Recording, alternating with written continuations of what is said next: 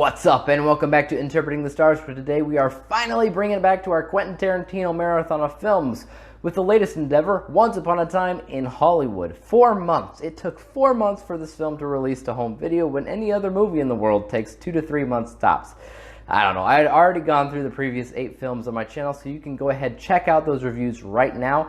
But that marathon started about 3 months ago, and we're finally catching up with Tarantino's latest flick. After this, I'm going to also do another ranking video on my channel covering all of the Tarantino films from worst to best, so keep an eye out for that. Until then, my studies with deontology tell me that it's time to review Once Upon a Time with Hollywood. This review is brought to you by the word of the day, deontology, a theory of ethics that establishes rules of right and wrong actions.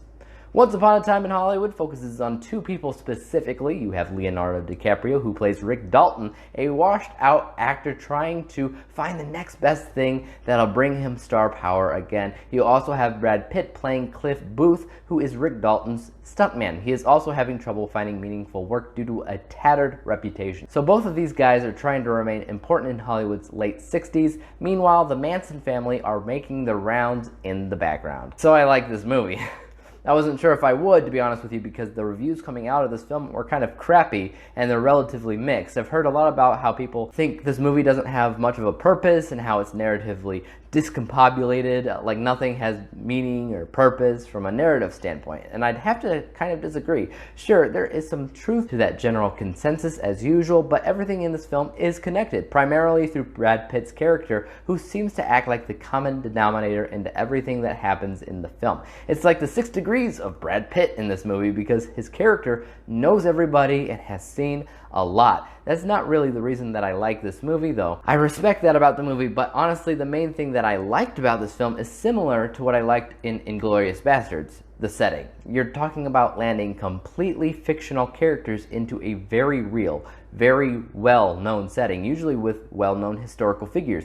In Inglourious Basterds, you had the Nazis and Hitler, and in Once Upon a Time in Hollywood, you have the Manson family and Charles Manson. With Tarantino, these fictional characters that he creates almost serve as interdimensional beings because they aren't historical themselves. The rules don't always apply to them. They can change the events of what actually happened in real life, and it can be really entertaining to watch.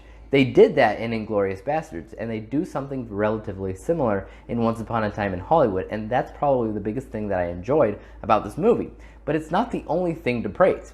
As with what's typical with Tarantino, the delivery of the dialogue is sharp. It stands out. I've always been a fan of that. The cinematography and editing was always on point as usual. The music choices were standout. Not to mention the production design was seriously impressive, as I always believed that this was indeed taking place in 1969. All of these things, while they do stand out as masterful, are mostly expected. Tarantino is a guy that loves making movies and loves to prove why. He might be a stickler with the whole no using your cell phones on set thing, but if that means the outcome of the movie is good, then by all means, no cell phones on set.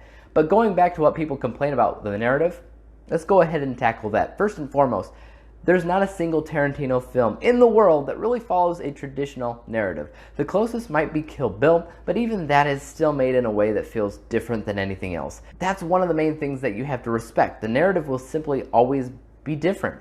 And that's okay. In Once Upon a Time in Hollywood, these characters aren't really trying to do anything specific. They don't really have a plan of action on how to do what they want to do in their lives. They do, however, have a generic aspiration. They want to return to a spot of relevancy. DiCaprio's character wants to be noticeable again. Pitt's character just wants a job. Do they have plans on how to get there? No.